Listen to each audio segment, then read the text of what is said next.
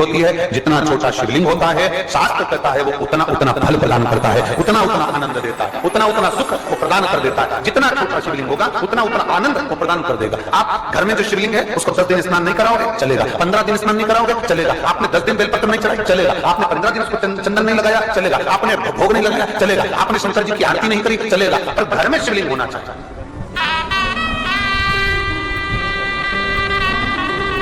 अब किसी ने कहा गुरुजी जब हमें आरती नहीं करना, पूजन नहीं करना, अर्चना नहीं करना, फिर घर में शिवलिंग क्यों रखना? तो हम उनसे पूछते हैं, देखो तुम्हारी सास रोटी भले ना, तुम्हारे ससुर भले दुकान पर ना जाए, भले ना,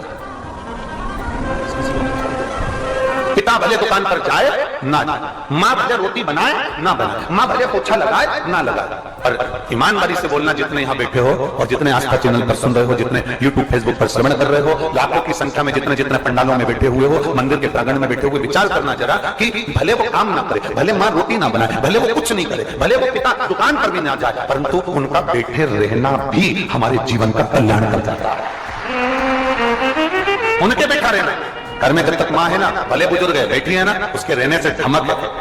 कोई अंदर नहीं घुस सकता, कोई आ नहीं सकता, डर लगता है लोगों को। जरा सी अम्मा बैठी है, माँ बैठी है, दादी बैठी है, कोई तुरंत बोल देगी। बहू अपने काम में लगी रहती है, पर घर में बुजुर्ग माँ की धमक होती है, घर में बुजुर्ग पिता की धमक होती है, घर में बुजुर्ग दादी की धमक होती है, घर में बुजुर्ग दादा की धमक होती है। भले वो कुछ नहीं करती, पर बैठी रहेगी ना, उतने में उसकी धमक है।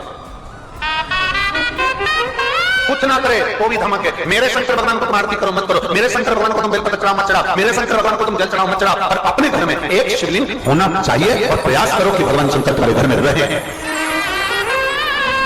बोल बम का नारा है, शिव तुम्हारे घर में रहे। हमने पहले बात कही थी, जब थोड़ी सी भी तकलीफ आती है तो सबसे पहले अपने घर में जो शंकर का लिंग है मुझसे कहते हैं प्राथमिक उपचार केंद्र। प्राथमिक उपचार केंद्र का मतलब क्या है कि यहाँ पर थोड़ा बहुत इलाज हो जाएगा, बाकी फिर दूसरे बड़े हॉस्पिटल में इसको रेफर कर दिया जाएगा। थोड़ी सी तकलीफ आई तो तुम दौड़ के यहाँ कुबेरेश्वर को आओगे नहीं, थोड़ी सी तकलीफ आई तुम दौड़कर उज्जैन तो जाओगे नहीं, थोड़ी सी तकलीफ आई तो दौड़कर तुम काशी तो जाओगे नहीं, थोड़ी सी तकलीफ आई तो तुम दौड़कर सोमनाथ तो जाओगे नहीं। इसलिए अपने घर में प्राथमिक उपचार केंद्र रखो, अर्थात एक शिवलिंग अपने घर में रखो। थोड़ा सा दुख आया और तुमने 1 लोटा जल चढ़ाया और आचमन करा दिया, फिर वहां से थोड़ी बहुत ट्रीटमेंट लेकर फिर 2-3 दिन के बाद विचार करना, अपना टिकट कटा रही हूँ सीहोर का, अब मैं जा रही हूँ सीहोर, अब मैं जा रही हूँ कुबेरेश्वर धाम, अब मैं जा रही हूँ उज्जैन, अब मैं जा रही हूँ काशी। फिर वहां पहुंचकर फिर उसके पहले भी एक उपचार केंद्र और होता है, प्रयास करना। फिर अपने पास का कोई शिवालय हो वहां रहना, फिर वहां से भी काम ना बने फिर जाना बाबा के धाम, कुबेरेश्वर धाम, सीहोर, फिर आ जाना।